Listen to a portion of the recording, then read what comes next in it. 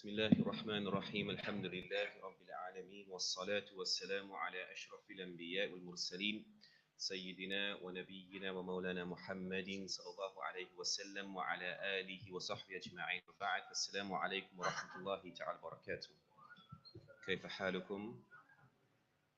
Beloved brothers and sisters, before I begin, I just want to welcome Way's brother Zahir. MashaAllah, brother Zahir took his shahada before Maghrib. Allahu Akbar. We welcome him to the fold of Islam. We make dua for him that Allah guides him, blesses him and preserves him. Welcome to Islam and welcome to Masjid Taqwa. Alhamdulillah. Assalamu wa rahmatullah. Beloved brothers and sisters, as we continue with our fiqh this evening, we are in Kitabun Nikah. We are slowly concluding the section of Nikah before we move into Talaq.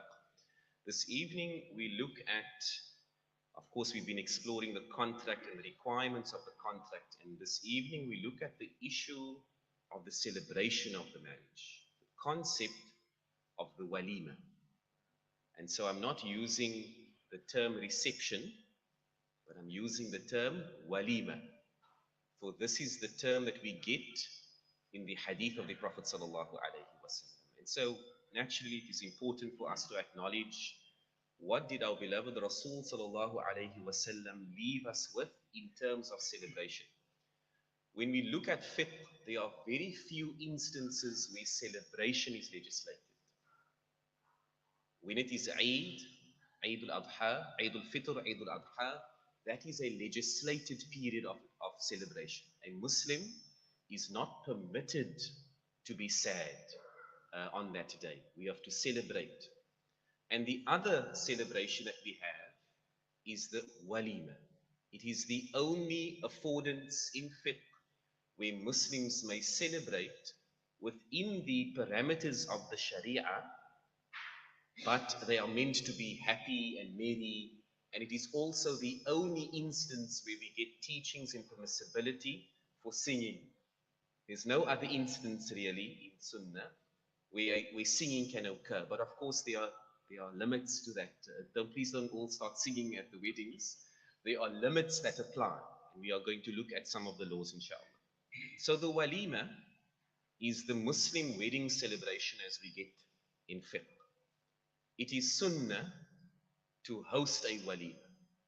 That after a marriage occurs, there is a ta'qudun nikah, a contracting of an Islamic marriage, there should be a celebration. And that is why I think in South Africa we have receptions same day. That's not the walima. That is what we call in fiqh haflatut ta'aqqud. It is a celebration of the contract, but not yet of the marriage. Because the marriage has to be confirmed. So what we have quite common in South Africa is a celebration of a contract being put through. The walima is the celebration of the marriage. And our beloved Rasul sallallahu alayhi wasallam encouraged that a walima must occur. There must be a celebration of the marriage. It is sunnah to host it. And the walima, when we define it in fiqh, it is a gathering that celebrates a marriage, and you invite people to this gathering to celebrate the marriage and you serve them food. That is the walima. You must serve food and you invite them and they know that they are celebrating a marriage. Who should you invite to the walima? You are meant to invite family and friends. The community must be invited. You are not supposed to differentiate between who gets invited. In fact, the Islamic teachings highlight that you must invite of the righteous, of the, those who are salih and so forth, because they have to make dua as well for you. When you get invited to a walima, this is a very interesting point.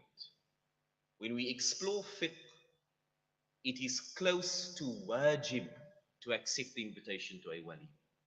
If you get invited to a walima, you should only excuse yourself from the celebration if you have a legitimate excuse. And the ulama have even written about what is a legitimate excuse. sickness essentially. But you should try and honor the walima to honor the couple that has confirmed their marriage. What is the etiquette of the person who receives an invitation? You should go and you should present gifts and also offer food to the couple that gets married. The walima, in definition, occurs after the marriage is confirmed. And what do we mean by confirmation? The madhahib differ. The fiqh requirement is that the couple had consummated the marriage. But generally in fiqh, we say that we won't question if they consummated the marriage, but they simply needed to have lived together or been together in isolation for a sufficient period of time to assume that they had consummated it. But we wouldn't question a couple if they're hosting a walima, as by mekar or something, We won't question it. It's against the adab, but we assume after they've been isolated for a period that they have consummated it. And then it is sunnah to serve lamb at a wedding. So if you are wondering what to serve from the hadith, we serve lamb. Let us look at some of the hadith in Bukhari and Muslim. Beautiful hadith and Anas bin Malik radiallahu anhu, that the Prophet sallallahu alayhi wasallam had seen Abdurrahman bin Auf, had the effects, of course, of marriage, and he confirmed that he had married a lady, تزوجت امرأة على وزن نواة من ذهب, that he got married to a lady and his mahr was a measurement of gold. And then the Prophet sallallahu alaihi wasallam, there are two things that come from this hadith. Firstly, the dua that we make for a couple that gets married, because the Prophet ﷺ responded to him when he heard that he got married, Barakallahu lak, that may Allah grant you barakah, blessing. And then the second, here the Prophet said ﷺ as an instruction, Awlim, have a walima, walau bisha, even if it is with a single sheep. Meaning, even if you serve a single sheep, have a walima. So from this we learn that it is highly encouraged to host a walima, even if it is with a single sheep. And then the second hadith that I've selected, also in Bukhari and Muslim, on the authority of Ibn Umar radiallahu anhuma, he narrates that the Prophet sallallahu alayhi wasallam mentions to us, إِذَا دُعِيَ أَحَدُكُمْ إِلَى الْوَلِيمَةِ فَلْيَأْتِهَا. If any of you are invited to attend a walima, then you must fulfill it. You must honor the invitation. You must essentially attend that. And then in another narration in Muslim, we find that the Prophet sallallahu alaihi wasallam said, وَمَنْ لَمْ يُجِبِ الدَّعْوَةِ فَقَدْ عَصَى اللَّهَ وَرَسُولَهُ. Listen to that, subhanAllah. And if you don't accept the invitation, you have displeased and disobeyed Allah and His Rasul sallallahu alaihi wasallam. So that is how powerful the invitation to the walima is. So we shouldn't make up an excuse. We should attend them. And when these celebrations occur, let us talk about what is permitted. The activities at a walima must be in conformance with Islam.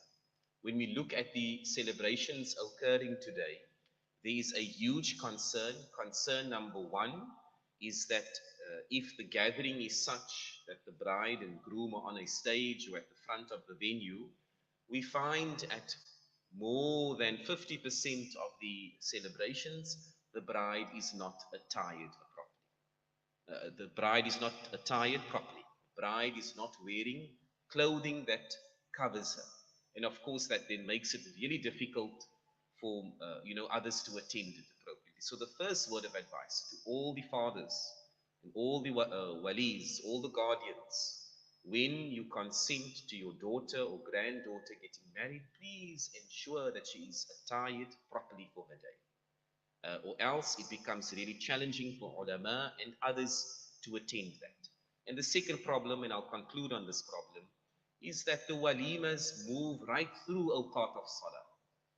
The celebrations, there's no pausing. Sometimes even the music doesn't even stop.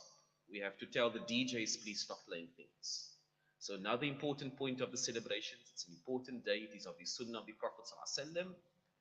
So please ensure that you stop for Salah. Ensure that there's facility at the venue for Salah to be performed. Include that in your planning, inshallah. So we conclude, my dear brothers and sisters, that the walima should be hosted to celebrate the wedding. It is sunnah, and it is very important to accept the invitation to the walima. And of course, you might ask a very practical question. Well, in South Africa, we have a haflatul ta'aqqud, a reception on the day. Can that be the walima? You put the couple under immense pressure if you want that to be the walima. So, because they can't confirm it, okay? Don't put them under that timeline. So you can have the reception, that is fine, but the couple is recommended to host the walima, and according to the teachings in Fiqh, who is responsible for hosting the walima? The husband and his family. They are the ones who are meant to host it. And even if you have a reception, host a walima 2 weeks later, 2 months later, 2 years later, but host the sunnah. There is no particular period, as long as people know that you are celebrating the marriage.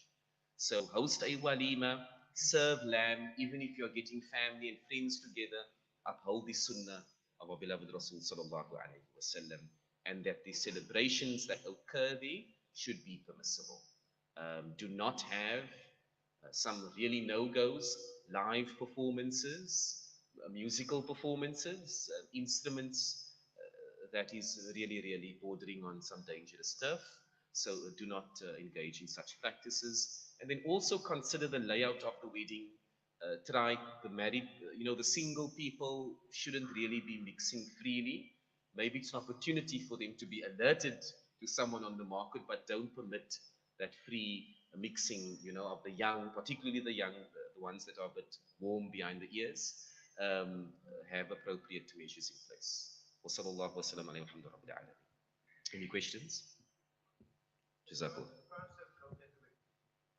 You can serve goat, even krif if you want to, inshallah. But put some lamb chops there on the menu as well, inshallah. Jazakallah khairan.